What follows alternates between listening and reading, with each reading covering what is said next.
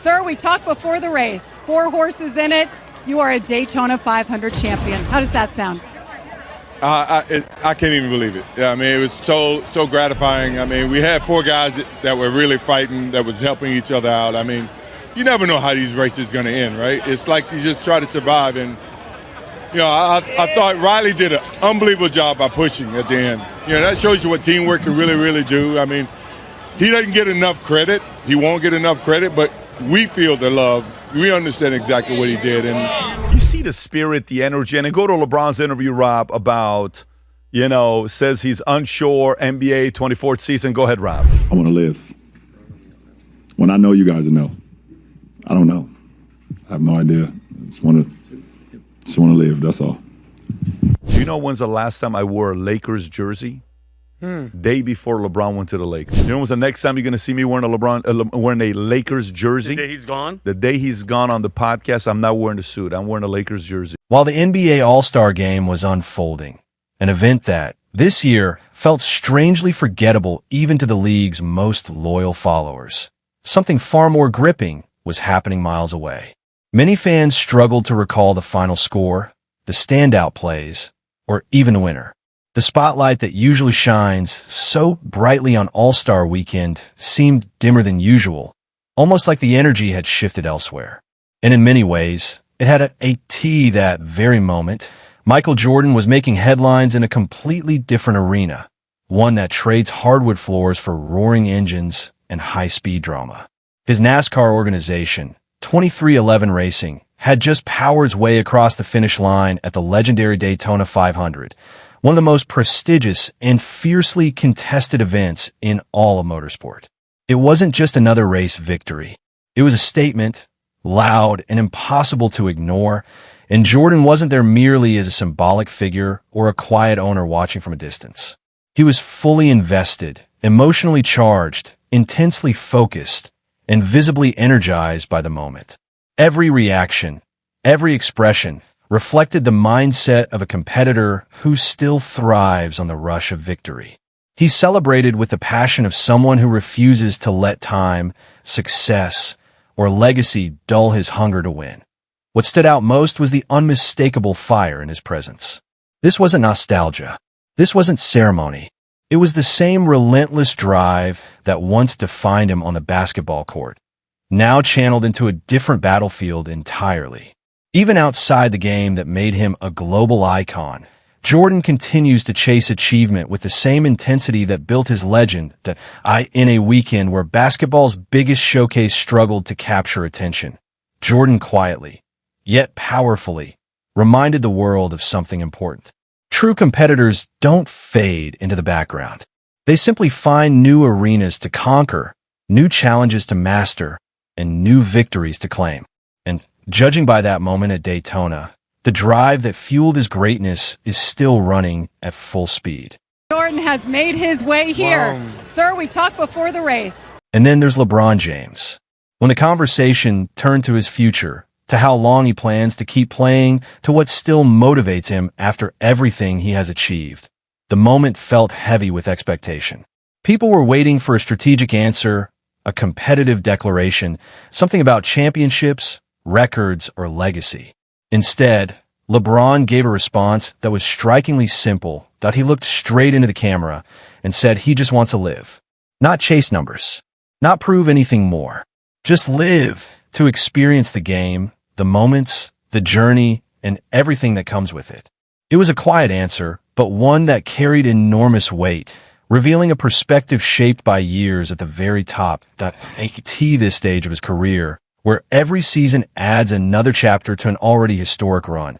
His words sounded less like a goal and more like a reflection.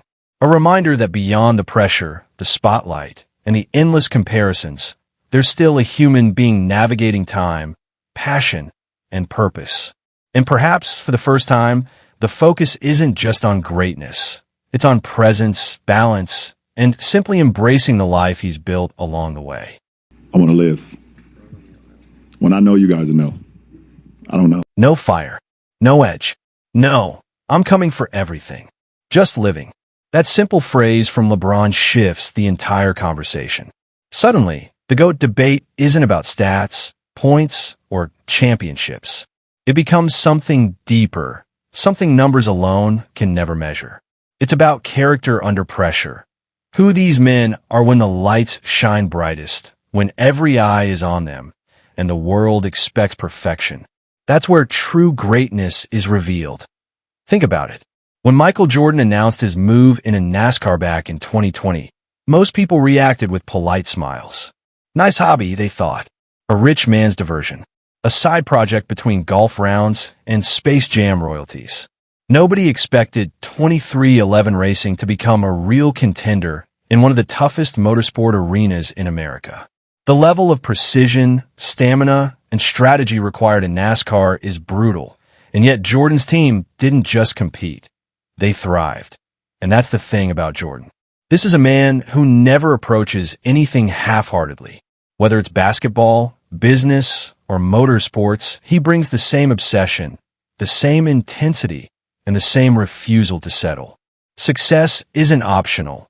It's inevitable when you combine talent with unrelenting focus. While others may see a hobby, Jordan sees a battlefield, and one more chance to prove himself, to dominate, and to redefine what people thought was possible. This isn't just about winning races or stacking stats. It's about legacy, mindset, and the kind of drive that transcends the game itself. Jordan doesn't simply participate. He transforms everything around him, setting the standard for excellence, no matter the arena. Jordan won in the courtroom against NASCAR, and Jordan won Sunday at Daytona 500. The man wins. Plain and simple. The Daytona 500 isn't just another race. It's a grueling 500-mile battle of precision, nerves, and split-second choices. Every second matters, and one misstep can erase everything. It's the Super Bowl of NASCAR, the stage where legends are made. And this year, it unfolded while the NBA All-Star Game, the league's supposed marquee spectacle, barely captured the public's attention. Meanwhile, Michael Jordan's team was writing a new chapter in motorsport history. And make no mistake, this victory wasn't luck. Jordan spoke openly about the layers behind the win, the meticulous strategy, the seamless teamwork, the shared vision that made it all possible. For drivers pushing each other, sacrificing personal glory, synchronizing every move for a single, collective triumph. That kind of success doesn't happen by chance. It's intentional, cultivated, and reinforced at every level. This is culture at its finest, a system built by someone who doesn't just know the value of winning, but understands exactly what it demands. Jordan's influence isn't symbolic. It's practical, actionable, and transformative. From the top down, he instills focus, discipline, and a relentless drive in everyone involved. That environment, that mindset, that obsession with excellence is what turns a team from participants into champions. And it's exactly why 2311 Racing isn't just a NASCAR team. It's a legacy in motion. It was so gratifying. I mean, we had four guys that were really fighting, that was helping each other out. I mean, you never know how these races are going to end, right? It's like you just try to survive. You try to survive, and then you win. That one sentence tells you everything about Michael Jordan's mindset. He doesn't step into anything expecting a handout or a guarantee. He respects the grind, the competition, and the process itself. And he battles relentlessly until the very last second. Whether he's holding a basketball or steering a multi-million-dollar racing organization, this is the same man who turned a retirement hobby, golf, into a fiercely competitive endeavor. The same man who transformed a franchise ownership stake into a championship-winning 2311 Racing. Decades after playing his last NBA game, he's still commanding headlines, still making active athletes and fans alike stop and take notice. How is that even possible? Seriously, how? Now, here's where things get tricky for LeBron James fans. And to be clear, this isn't about diminishing his legacy. The man is undeniably one of the greatest of all time. His career is stacked with accolades. His longevity is unprecedented, and performing at an elite level into your 40s is nothing short of remarkable. You can't dismiss that. But when you line up the two interviews from the same weekend, the contrast is impossible to ignore. Jordan decades removed from his prime, is at a victory ceremony practically vibrating with excitement. He's speaking about rings, strategy, teamwork, and gratitude, fully engaged, fully alive in the moment. And LeBron, still deep in the middle of his career, theoretically at his competitive peak, sounds elsewhere, mentally distant, emotionally removed. Where you expect fire, hunger, obsession, and drive, you instead hear reflection, calm, a desire simply to live and experience. The juxtaposition is striking. One man immersed in the thrill of victory and legacy, the other navigating the game with wisdom, perspective, and a markedly different focus that is not a critique of talent or greatness. It's a window into what drives these icons. Jordan's brilliance has always been measured in intensity, in a relentless need to conquer, in a refusal to let even the smallest advantage slip away. LeBron's brilliance, on the other hand, is measured in endurance, consistency, and longevity. Side by side, you see two versions of greatness, one burning bright, one steady and reflective, and it forces fans to confront something deeper than stats and rings. It's about mindset, presence, and the essence of what it really means to be at the top. I have no idea. Just want to live, that's all. Just want to live. That simple sentence doesn't carry the weight of a man chasing legacy. It's not the voice of someone waking up every morning with fire in his chest, driven to prove himself again and again. And maybe that's perfectly fine on a personal level. LeBron James has earned a right to approach his career on his own terms, to find peace and perspective after decades at the top. But in the context of the GOAT debate, in the lens of comparing competitive hunger to Michael Jordan, the contrast is stark, even brutal. Jordan, decades removed from the NBA spotlight, even as a team owner in a sport he didn't grow up with, still performs with the intensity of a championship moment. Every gesture, every reaction, every celebration carries the same electricity he had in 1996, 1998, or any other defining moment of his career. The competitive fire didn't leave him. It simply migrated. It found a new arena, a new challenge, a new way to manifest the same obsession and drive that made him untouchable on the basketball court. Jordan doesn't just participate. He transforms every stage he enters into a platform for excellence, a place where hunger, strategy, and relentless focus still define the moment. That's why, even in retirement, even outside the sport that made him a legend, he continues to outshine and outcompete, reminding the world that true champions don't retire. They simply find a new way to dominate. Michael Jordan is the GOAT. You know, they say in the famous Ricky Bobby movie, if you ain't first, you're last. And Michael Jordan is numero uno. He's the GOAT. He's the guy. And now he's taken over NASCAR, apparently. Here's the part that often gets overlooked in the endless Jordan versus LeBron debate. This isn't just about basketball. It never was.